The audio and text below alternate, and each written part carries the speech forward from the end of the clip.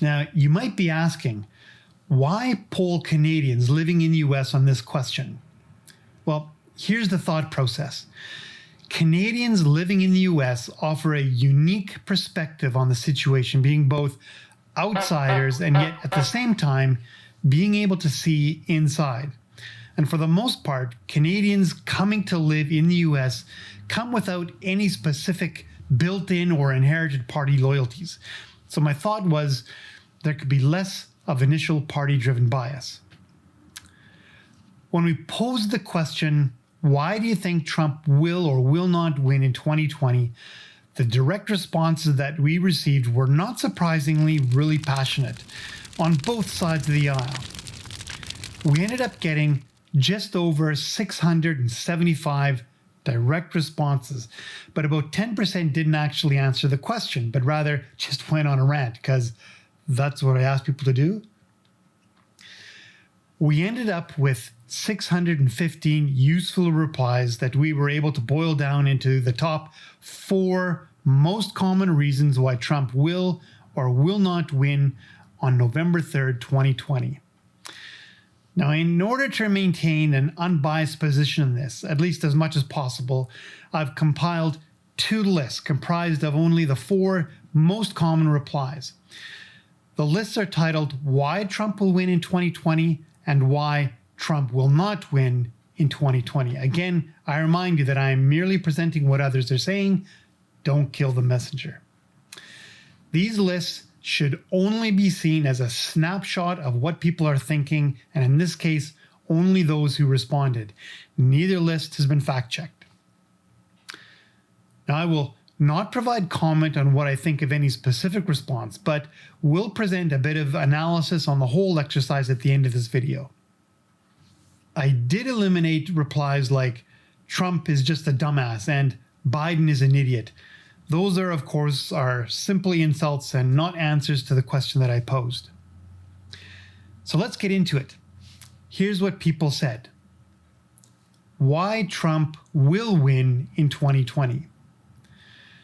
From the perspective of Trump's supporters, number 1, Trump's base remains strong. Number 2, Trump supporters believe that he gets things done, specifically tax cuts. He's reorientated America's role on the global stage, and he's changed trade policy. He's also made changes in the Supreme Court.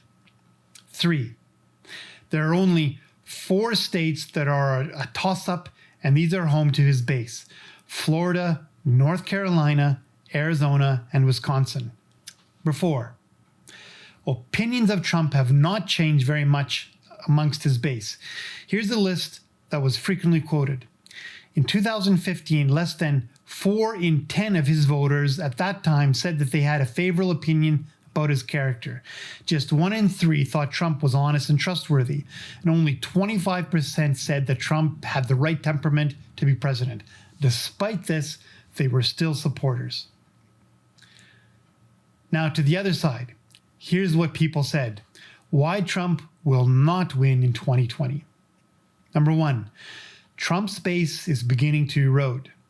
Number 2, Trump has alienated many of America's allies and Americans are upset.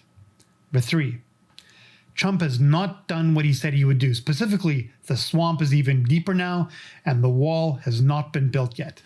Number 4, issues that were not part of the 2015 election are big issues now, specifically racial unrest, and Trump has not addressed these issues sufficiently. And of course, COVID-19. Trump's response was questionable. So as you can see, both sides are looking at the past 4 years through very different glasses. Could they be more polar opposite? They often contradict each other directly. So what does this poll say? First, I find it interesting that a full 60% of people that responded were decidedly pro-Trump. And one thing that I see here, and that I've heard comments on before, both sides talk about only Trump's achievements or lack thereof.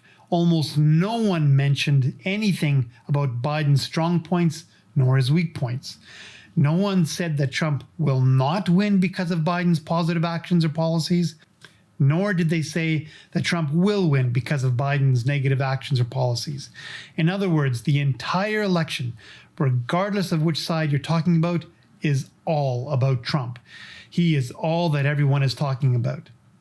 So, from my perspective, it looks like Biden, if he wants to win, he has some work to do in order to persuade people why he is a good candidate as opposed to why Trump is a bad candidate. Most people that I speak with seem to believe that Canadians living in the US would be anti-Trump. And that might be true. But certainly, Trump supporters seem to be more vocal. And in the end, that might be one of the biggest factors. So I'm going to go out on a limb and I'm going to make a prediction. I'm going to say that based solely on the responses that I've seen, unless something happens between now and November, Trump is going to come through with a second term. Of course, as always, I'm interested to hear what you think. Please comment below. And this is where I bring out the equivalent to the coffee shop tip jar. Producing these videos, as simple as they seem, actually take a lot of work. All that I ask is that you do two things. Like this video and subscribe.